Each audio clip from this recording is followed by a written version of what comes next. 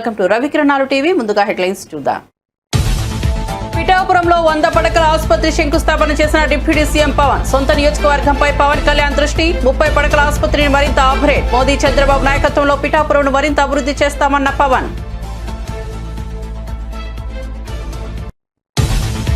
కాళేశ్వరంతో అద్భుతాలు సృష్టిస్తున్నామని చెప్పి 1,00,000 కోట్ల ప్రాజెక్టు కట్టారన్న ఉత్తమ్. బీఆర్ఎస్ రైతులకు క్షమాపణ చెప్పాలన్న మంత్రి. ఎన్డీఎస్ఏ రిపోర్టుపై అధ్యయనం చేస్తామని వెల్లడి.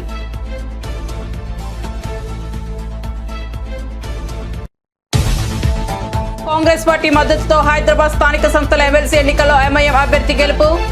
63 ఓట్ల ఎంఐఎం అభ్యర్థి హాసన్ విజయం. బీజేపీ అభ్యర్థి గౌతమ్ రావుకు 25 ఓట్లు.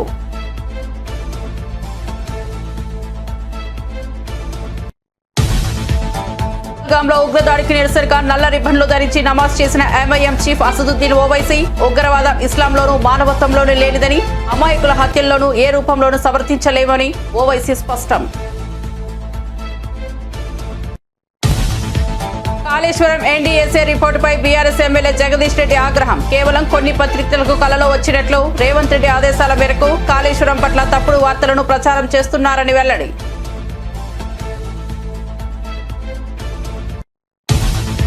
మార్కెట్లపై ఉగ్రదాడి ఎఫెక్ట్తో నష్టాల్లో ముగిసిన దేశీయ మార్కెట్లు. 588 పాయింట్లు కోల్పోయిన సెన్సెక్స్, 207 పాయింట్లు నష్టపోయిన నిఫ్టీ.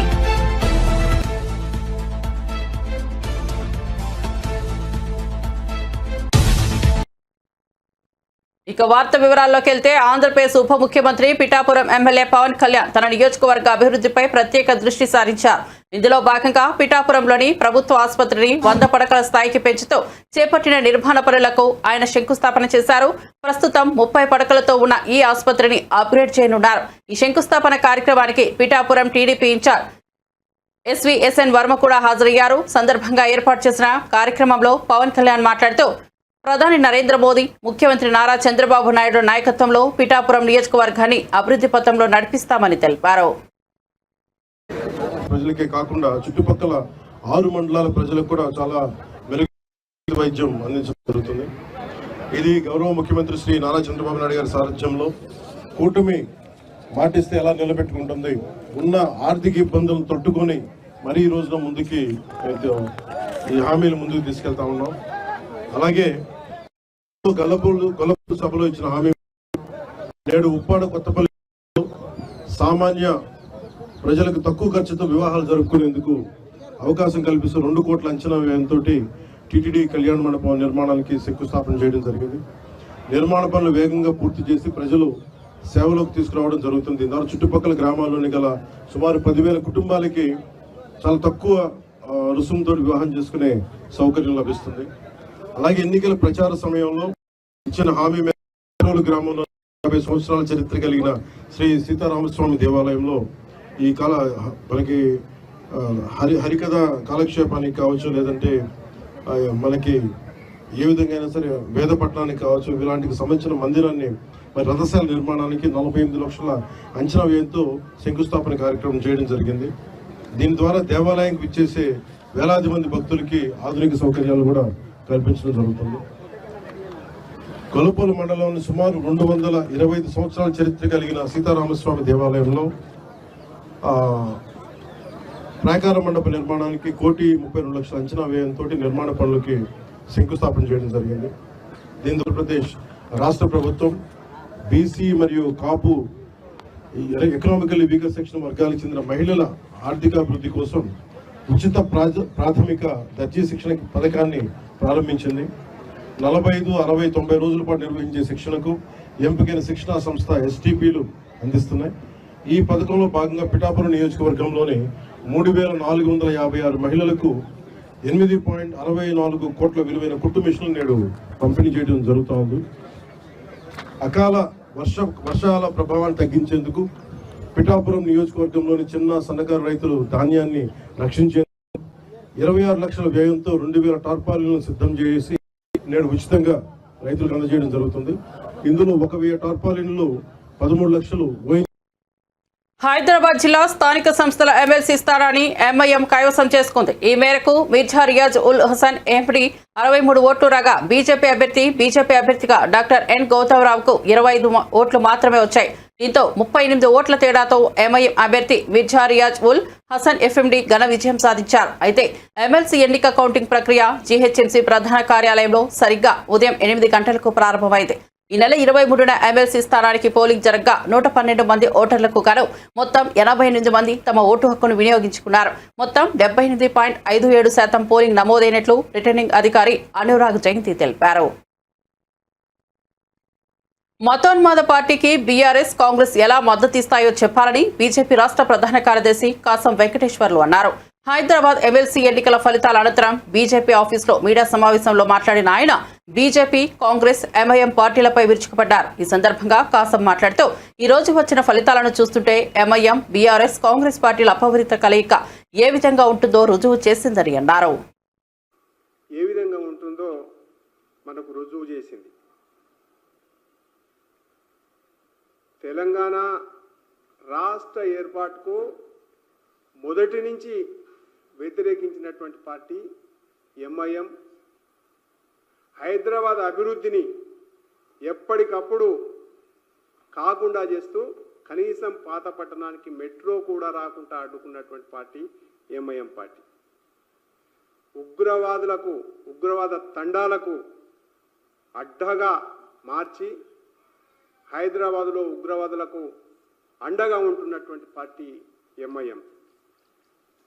ఎన్కౌంటర్లలో చనిపోయినటువంటి ఉగ్రవాదుల ఇళ్లలోకి పోయి శవాలకు నివాళులర్పించినటువంటి పార్టీ ఎంఐఎం నాయకులు. ఇటువంటి పార్టీకి ఏ ప్రాతిపదికన కాంగ్రెస్ పార్టీ ఎంఐఎం మద్దతు ఇచ్చిందనేటువంటి విషయం తెలంగాణ ప్రజలకు సమాధానం చెప్పాల్సినటువంటి అవసరం ఉంది. కాంగ్రెస్ పార్టీ అయితే నిజంగా అదొక పార్టీ అసలు జాతీయ పార్టీగా చెప్పుకునేటువంటి అర్హత ఉందా? దొంగల ముఠా లెక్క తయారైంది, దోపిడీ ముఠా అయిపోయింది.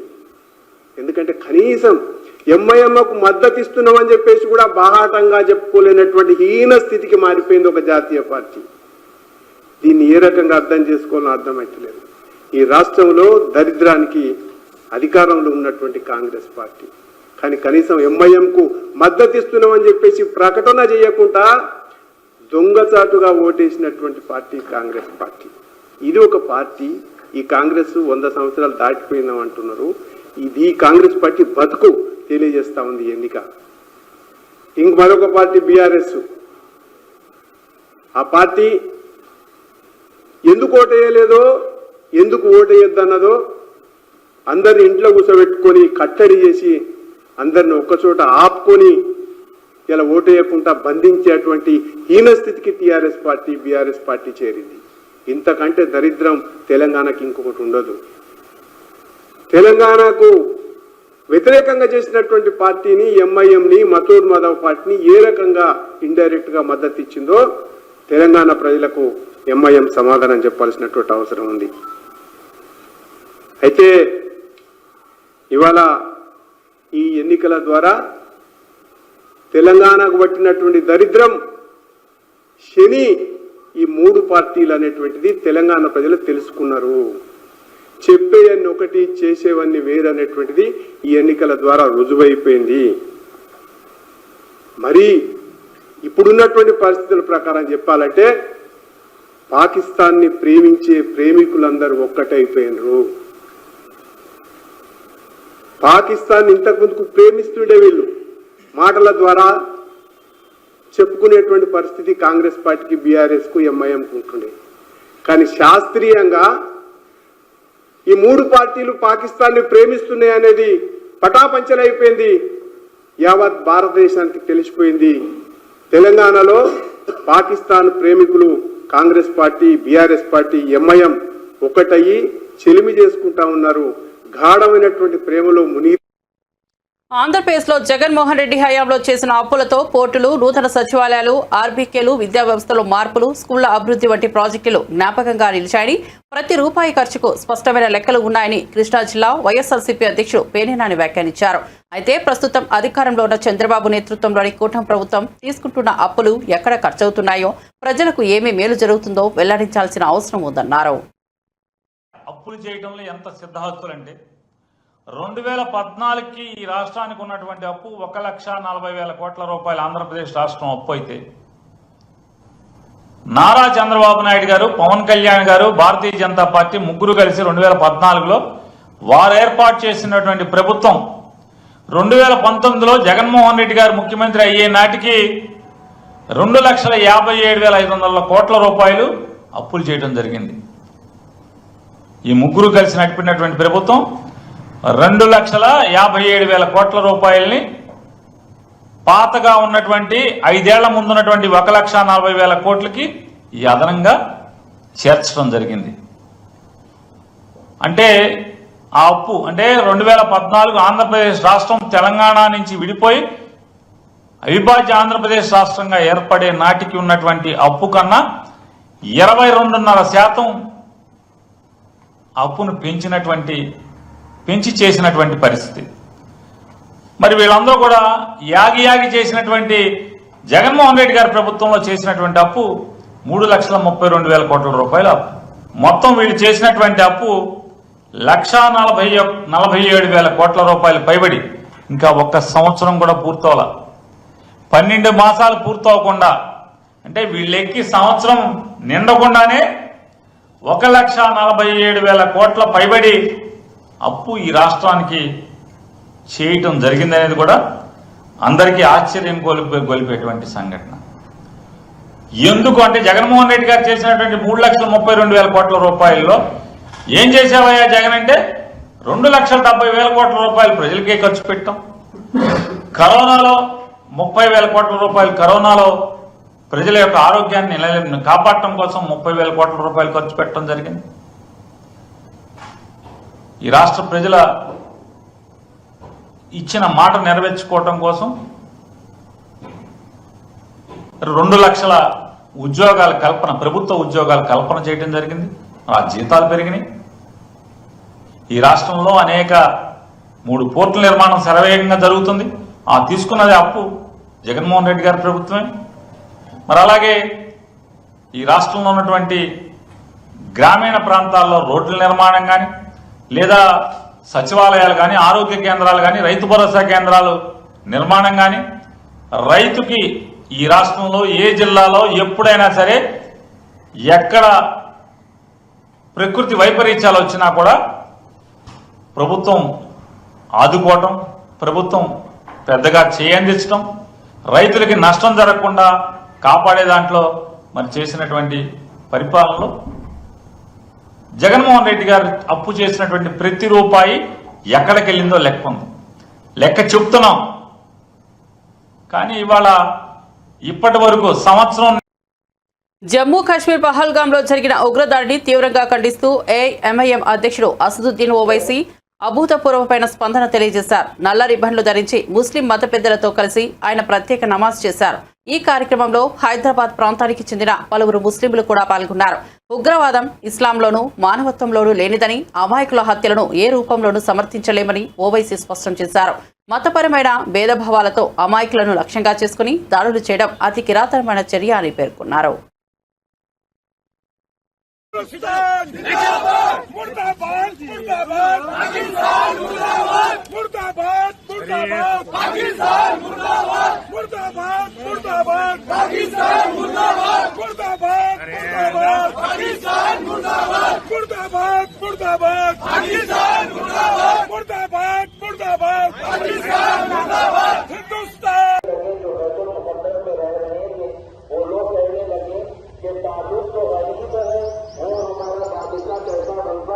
हम तो आज तक देखते आ रहे हैं कि जिसके पास माल है वो हुक्मरान बन सकता है, वो सरदार बन सकता है, लेकिन तालुक तो बहुत ज्यादा गरीब है, वो बादशाह कैसे बन सकता है। उसके बाद अल्लाह ताला ने वक्त के नबी के अंदर भी इन सिफात को बयान फरमाया। सबसे ज्यादा अहमियत जिसको दी वो इल्म को दी गई, इल्म को दी है। उसके बाद अल्लाह रब्बुल इज्जत इरशाद फरमा रहे हैं कि इन्नल्लाह इस्तफ़ाहु अलैकुम व ज़ादहु बस्ताताअ बिल-इल्मि वल जिस्म वल्लाहु यु'ती मुल्कहु मन यशा वल्लाहु वासिअुन अलीम। इन आयात में इरशाद फरमा रहे हैं कि बेशक अल्लाह और वहाँ के लोगों से कहा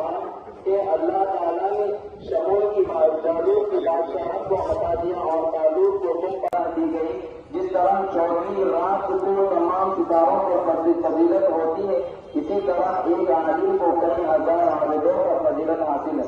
तो मोहतरम बुजुर्गों, బీఆర్ఎస్ రజతోత్సవ సభకు ప్రజల్లో విశేష స్పందన కనిపిస్తోందని మాజీ మంత్రి ఎమ్మెల్యే జగదీష్ రెడ్డి అన్నారు. ఈ సభను కేవలం పార్టీ సమావేశంగా కాకుండా ప్రజలు తమ సొంత సభగా భావిస్తున్నారని, దీనికి ఇప్పటి వరకు ఎలాంటి రాజకీయ సభకు లభించలేదని చెప్పారు.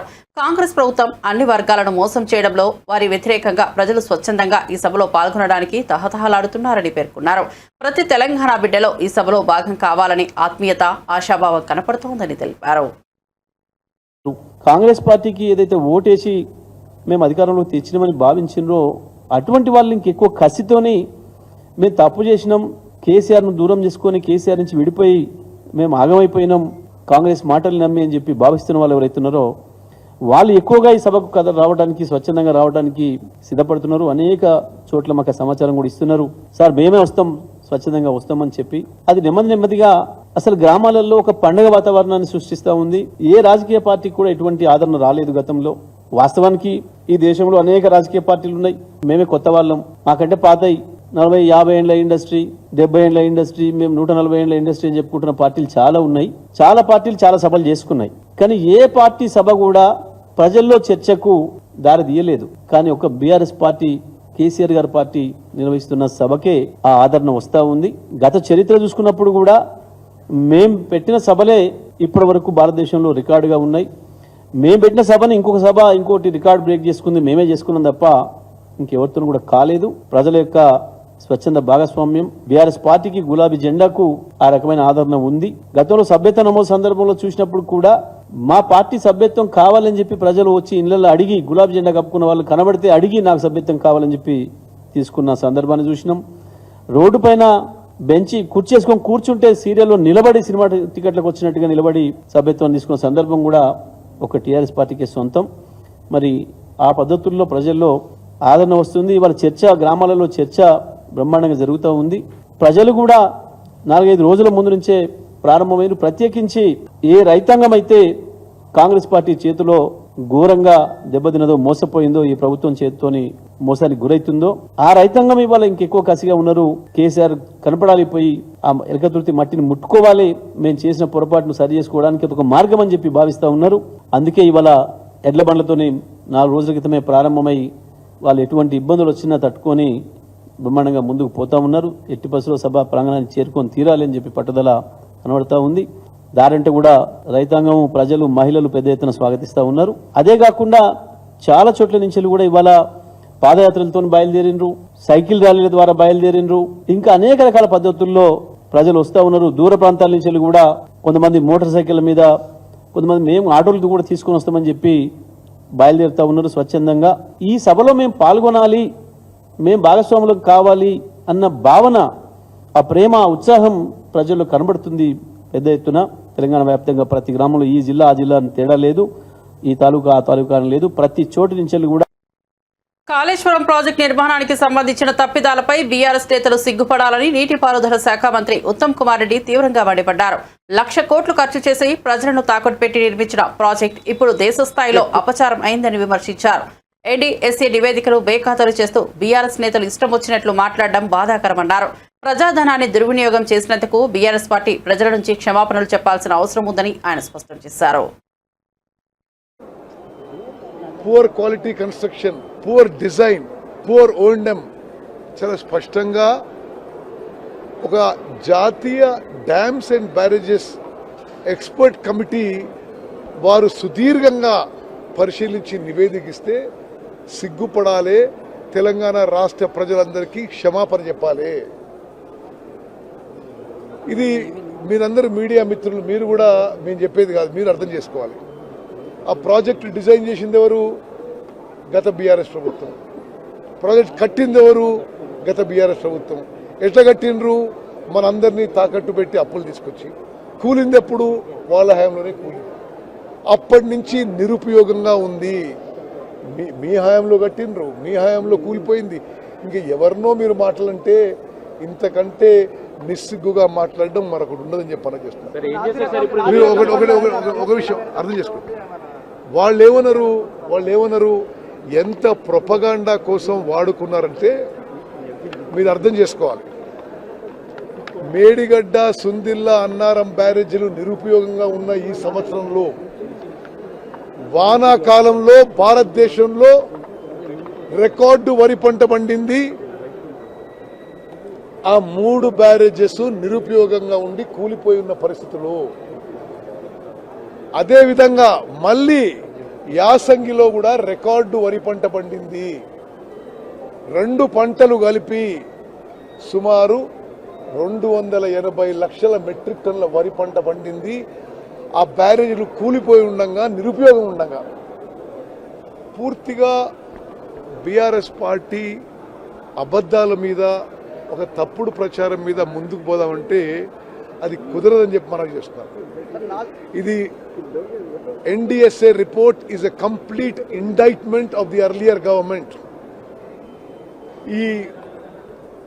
ఈ ప్రాజెక్టు డిజైన్ చేసిన వాళ్ళు, ఎవరైతే ఈ ప్రాజెక్టు నిర్మాణం చేయించిన వాళ్ళు, పహల్గాంలో జరిగిన ఉగ్రదాడిపై ఆంధ్రప్రదేశ్ కాంగ్రెస్ చీఫ్ వైఎస్ షర్మిల తీవ్రంగా స్పందించారు. ఇది దేశంపై జరిగిన క్రూరదాడిగా పేర్కొంటూ ఓవైపు అమాయక పర్యాటకులు ప్రాణాలు కోల్పోతుంటే సైన్యం ఎందుకు తక్షణమే స్పందించలేకపోయిందని ప్రశ్నించారు. ఈ దాడి ముమ్మాటికి కేంద్ర భద్రతా వ్యవస్థ వైఫల్యాన్ని చేస్తోందని వ్యాఖ్యానించారు. కేంద్ర ప్రభుత్వం ఇంటెలిజెన్స్ విభాగాన్ని దేశ శత్రువుల కన్నా రాజకీయ ప్రత్యర్థులపై దృష్టి పెట్టేలా మారుస్తోందని ఆరోపించారు. ఉగ్రవాదులపై కఠిన చర్యలు తీసుకోవాల్సిన అవసరం ఉందని షర్మిల హితవు పలికారు.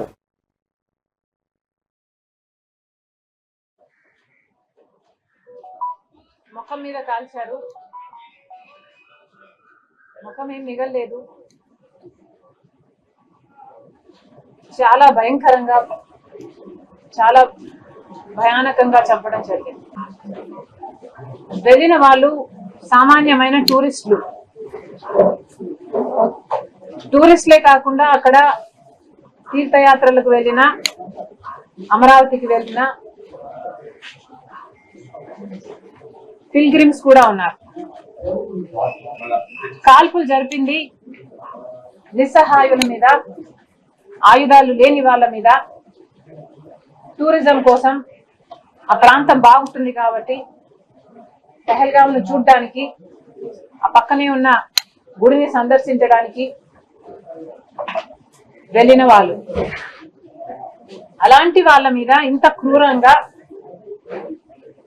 దాడి చేశారు అంటే అసలు వాళ్ళు మనుషుల కిందికే జమ కట్టడానికి వీల్లేదు. ఇది మన దేశం మీద జరిగిన దాడి. ఈ మధ్య కాలంలో మోడీ గారు ఇక్కడ శాంతి భద్రతలు చాలా బ్రహ్మాండంగా ఉన్నాయి అని ప్రజలను నమ్మించడానికి అక్కడ అడ్వర్టైజ్మెంట్స్ కూడా మోడీ గారే స్వయంగా టూరిజం చేస్తున్నట్టుగా ఒక క్యాంపెయిన్ లాగా నడిపితే జమ్మూ అండ్ కాశ్మీర్ ప్రశాంతంగా ఉంది అని ఇంతమంది టూరిస్టులు, దాదాపు సంవత్సరానికి 2.5 కోట్ల మంది ఏమో టూరిస్టులు వెళ్లే పరిస్థితికి ఇప్పుడు జమ్మూ అండ్ కాశ్మీర్ చేరింది. మరి అలాంటి ప్రాంతంలో, మన బార్డర్ లో ఉన్న ప్రాంతం, ఎంతో మంది అమాయకులు టూరిజం కోసం, పిల్గ్రిమేజ్ కోసం వెళ్తున్న ప్రాంతం. మరి అలాంటి ప్రాంతంలో సెక్యూరిటీ ఎలా ఉండాలి? కానీ సెక్యూరిటీ ఎలా ఉంది? దీన్ని సెక్యూరిటీ బ్రీచ్ అనక మరి ఏమనాలి? సెక్యూరిటీ ల్యాప్స్ అనక మరి దీన్ని ఏమనాలి? అంతమంది టూరిస్టులు వెళ్లే ప్రాంతంలో కూడా కాల్పులు జరిపాక 15 నిమిషాల వరకు అసలు ఆర్మీ రాలేదు అంటే వాళ్ళు ఎంత దూరంలో ఉండాలి? అంటే నిఘా వ్యవస్థ అక్కడ లేనే లేదు. ఒక కన్ను వేసి ఉంచే వాళ్ళు అక్కడ లేనే లేరు. ప్రొటెక్షన్ కోసం ఉండాల్సిన సెక్యూరిటీ కూడా లేరు. దీన్ని ఏమనాలి? దీన్ని సెక్యూరిటీ ల్యాప్స్ అనక, సెక్యూరిటీ ఫెయిలియర్ అనక దీన్ని ఏమనాలి? మరి దీనికి కారణం ఎవరు? ఇంతమంది చనిపోయారు అంటే ఈరోజు యాక్సిడెంట్ లో చనిపోయారా? ఉగ్రవాదాన్ని కంట్రోల్ చేయాల్సిన బాధ్యత ప్రధానమంత్రికి, హోంమంత్రికి, అమిత్ షా గారికి లేదా? ఈరోజు అధికారంలో ఉన్నది బీజేపీ పార్టీ. మరి అలాంటి బీజేపీ పార్టీ, మేము చౌకీదార్ అని చెప్పుకుంటున్న బీజేపీ పార్టీ మరి ఈరోజు దేశానికి చేసింది ఏమిటి? ఈరోజు ఇంతమంది అక్కడ చనిపోయారు అంటే దానికి కారణం బీజేపీ ప్రభుత్వం కాదా? సెంట్రల్ గవర్నమెంట్ కాదా? మోడీ గారు కాదా? అమిత్ షా గారు కాదా?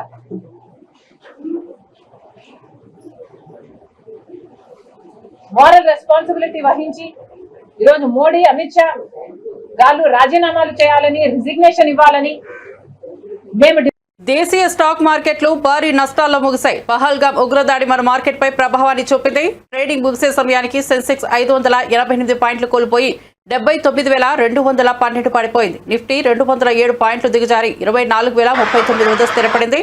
అమెరికా డాలర్తో పోలిస్తే రూపాయి మారకం విలువ 17 పైసలు క్షీణించి 85.44గా కొనసాగుతోంది. కాళేశ్వరం ఎత్తిపోతల పథకంలో భాగంగా నిర్మించిన మేడిగడ్డ, అన్నారం, సుందిళ్ల బ్యారేజీల్లో అనేక లోపాలు ఉన్నాయని ఎన్డీఎస్ఏ ఇచ్చిన తుది నివేదికపై బీఆర్ఎస్ వర్కింగ్ ప్రెసిడెంట్ కేటీఆర్ సంచలన ఆరోపణలు చేశారు. అది రిపోర్ట్ కాదని, అది ఎన్డీఏ రిపోర్ట్ అని విమర్శించారు. బీజేపీ, కాంగ్రెస్ పార్టీ నేతలు కలిపి రాసిన నివేదిక అన్నారు. మేడిగడ్డను చూడకుండానే, అక్కడ ఎలాంటి పరీక్షలు నిర్వహించకుండానే ఎన్డీఎస్ఏ రిపోర్ట్ వచ్చిందన్నారు. బులెటిన్ ముగించే ముందు హెడ్లైన్స్ మరోసారి చూద్దాం. పిఠాపురంలో 100 పడకల ఆసుపత్రి శంకుస్థాపన చేసిన డిప్యూటీ సీఎం పవన్. సొంత నియోజకవర్గంపై పవన్ కళ్యాణ్ దృష్టి. 30 పడకల ఆసుపత్రిని మరింత అప్గ్రేడ్. మోదీ, చంద్రబాబు నాయకత్వంలో పిఠాపురంను మరింత అభివృద్ధి చేస్తామన్న పవన్. కాళేశ్వరంతో అద్భుతాలు సృష్టిస్తున్నామని చెప్పి 1,00,000 కోట్ల ప్రాజెక్టు కట్టారన్న ఉత్తమ్. బీఆర్ఎస్ రైతులకు క్షమాపణ చెప్పాలన్న మంత్రి. ఎన్డీఎస్ఏ రిపోర్టుపై అధ్యయనం చేస్తామని వెల్లడి.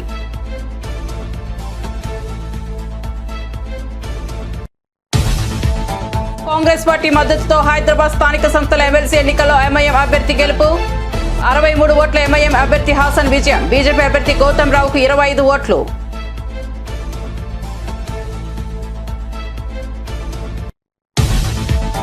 పహల్గామ్లో ఉగ్రదాడికి నిరసనగా నల్ల రిబ్బన్లు ధరించి నమాజ్ చేసిన ఎంఐఎం చీఫ్ అసదుద్దీన్ ఓవైసీ. ఉగ్రవాదం ఇస్లాంలోనూ మానవత్వంలోనూ లేనిదని, అమాయకుల హత్యల్లోనూ ఏ రూపంలోనూ సమర్థించలేమని ఓవైసీ స్పష్టం.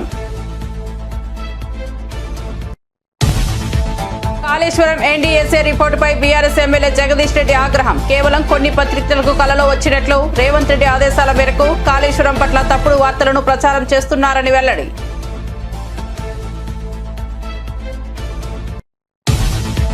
మార్కెట్లపై ఉగ్రదాడి ఎఫెక్ట్తో నష్టాల్లో ముగిసిన దేశీయ మార్కెట్లు. 588 పాయింట్లు కోల్పోయిన సెన్సెక్స్, 207 పాయింట్లు నష్టపోయిన నిఫ్టీ.